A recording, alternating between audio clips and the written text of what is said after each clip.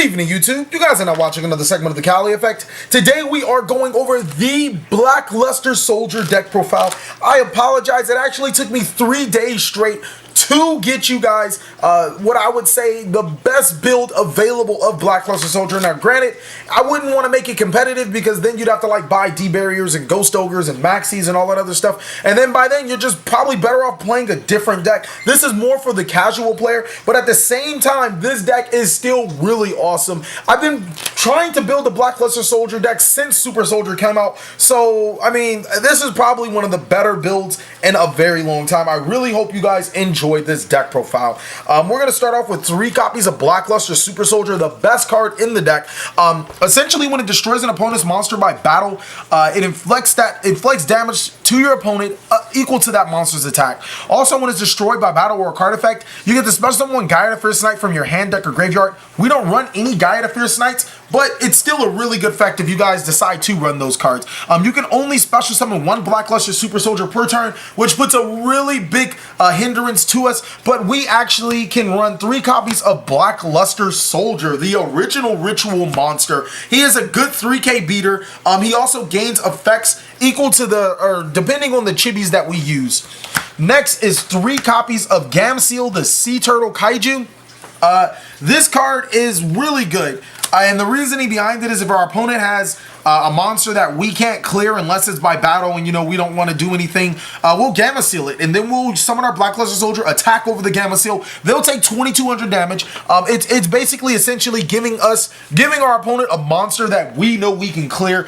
Just a really good card. Also getting rid of the threat.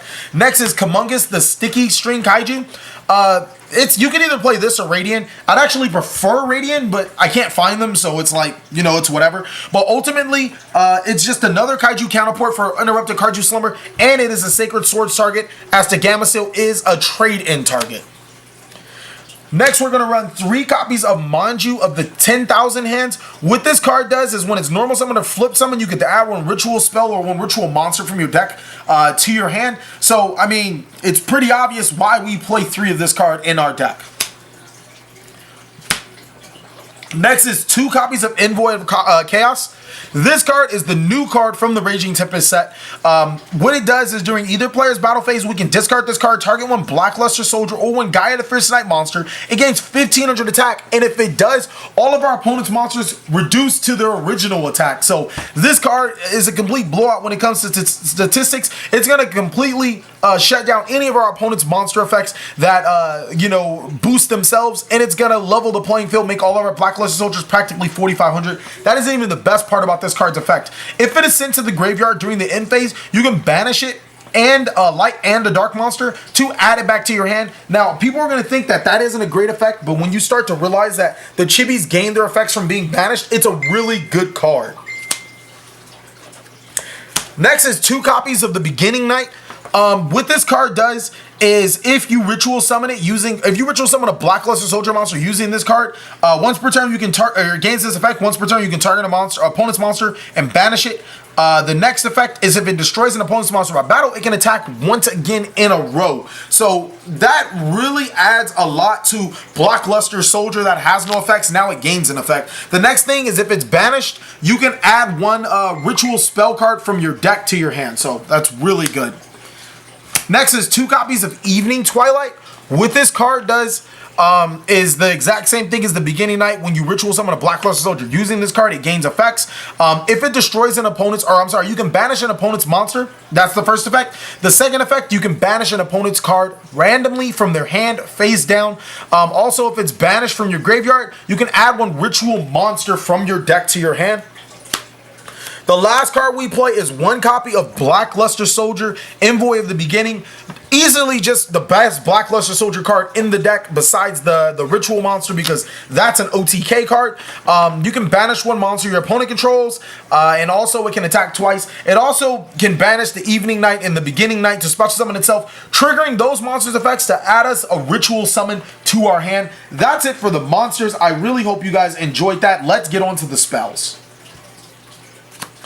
For spells, we run 3 copies of Gateway to Chaos. When this card is activated, we can add one Blackluster Soldier Ritual Monster or one Gaia the Fierce Knight Monster from our deck to our hand. So essentially, it tutors all of our Ritual Monsters to our hand. Every time a monster is sent to the graveyard, we can place one counter on this. The maximum is 6. We can remove 3 counters to add 1 Ritual spell card from our deck to our hand. So this card is just, it's the nuts. It's almost a Manju on steroids, especially how we put cards to the graveyard.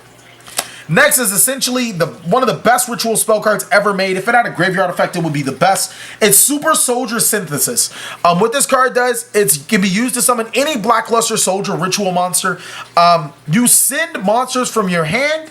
You send a monster from your hand and 1 monster from your deck. One has to be light, the other one has to be dark. 2 rituals summon the monster to your side of the field.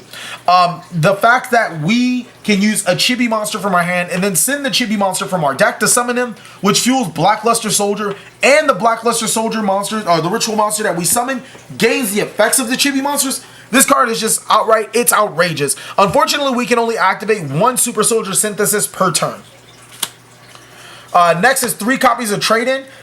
This comboed with Gateway to Chaos allows us to get more counters on it and essentially dig into our combo pieces. So it does 2 things at once. Blah. Next is 3 copies of Interrupted Kaiju Slumber. I really don't care about not resolving all 3 of them, because normally you run 3 to 4 Kaijus when you want to resolve all 3 Interrupted Kaiju Slumbers. But just the fact that it destroys monsters, so it puts counters on Gateway to Chaos. If it's in the graveyard, we can banish it to add a Kaiju, which are, both our Kaijus are either Sacred Swords or trade-in targets. I feel like the Kaiju variant is the best variant for the Blackluster Soldier, especially since we have to deal with so many monsters that we would rather get rid of, and then some of the monsters that we know we can destroy with Blackluster Soldier and gain its effects. 2 copies of Twin Twisters for back row hate. Back row is just pretty bad. You're going to lose to D-Barrier, unfortunately, because they're going to D-Barrier Ritual. But I'd rather them D-Barrier Ritual after I activated Twin Twisters, as opposed to D-Barriering Ritual while I'm activating the Ritual spell card. 2 copies of Sacred Swords of the 7 Stars. What this card does is we can banish 1 level 7 monster from our hand or face up on the side of the field. Do not forget about face up on the side of the field to draw 2 cards. The only reason why we run 2 is because you can only activate 1 once per turn, and I don't want to draw 2 in 1 turn. Lex is 2 copies of Instant Fusion for when that casual guy that actually has the D barriers activates it. They'll call Ritual, we'll activate Instant Fusion, we'll spell summon a fusion monster, and then we'll synchro summon or exceed summon. So, there it is. Or we can actually use it to bait out the D barrier, and then we'll go into our Ritual summon. 1 copy of Super Soldier Ritual. This card used to be one of the better Ritual cards, but it's not as great anymore, seeing that we have the regular Blackluster Soldier Ritual. It says this card can be Ritual summoned using any Blackluster Soldier Ritual monster. You must also tribute monsters from your hand or field whose levels exactly equaled 8. During your main phase, banish this card, 1 light monster and 1 dark monster from your graveyard. Special summon 1 Blackluster Ritual monster from your hand, ignoring its summoning conditions. Now, the graveyard effect is still really good if we can get it off. Sometimes I actually do pitch it for Twin Twisters and then wait that turn to banish it. So, it is what it is. Ultimately, I think it's a really good card, and it does allow us to Ritual summon.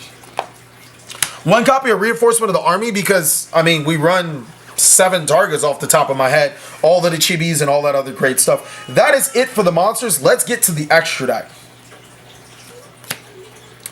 Next for the extra deck, to be honest with you guys, it's pretty generic. For extra deck, we won 1 copy of Vermilion Dragon Mech. We can use it with a tuner and a non-tuner. Obviously, our tuner will be Sea Monster Theseus. What it does is once per turn, we can banish 1 tuner monster from our hand, field, or graveyard, target 1 monster on the field and destroy it. I feel like this card is really underrated. Next, if it's destroyed, we can target 1 of our banished tuner monsters and return it to our hand. So basically, it recycles Theseus in itself. I was actually thinking about running 2 because this card is really, really good. 1 copy of Divine Dragon Knight Felgrand, because we can make 8s. Really good card. 1 copy of number 38, Hope Harbinger Dragon Titanic Galaxy. I know my wife was looking at me like, how do I write all that down? Just write Hope Harbinger, alright? What this card does is basically when our opponent activates a spell card or the effect of a spell card, we can attach it as a material. So it's really good. One copy of Heretic Sun Dragon Overlord Heliopolis. I know, these monster effects just keep getting longer. It requires 2 level 8 monsters. We can tribute monsters from our hand, field, or graveyard, if I'm right, to destroy cards on the field after we detach a material. It's really good. One copy of number 39 Utopia the Lightning. We actually run the whole package with number 39 Utopia. This is really just to get over big threats. One Abyss Dweller. Diagusto Emerald.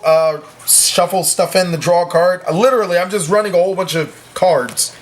One Bujintai Tsukiyomi. We run enough light monsters to actually make this.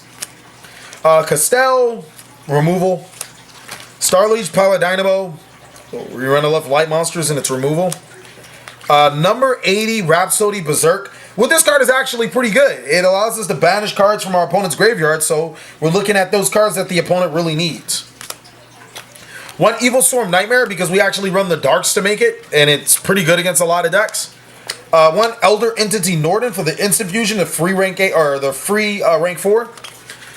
And then the Sea Monster Theseus to make the Vermilion Mech because it's free, and Mech really does do a lot of spot removal. Thank you guys so much for watching another segment of the Cali Effect. I hope you enjoyed the deck profile madness we've been going on.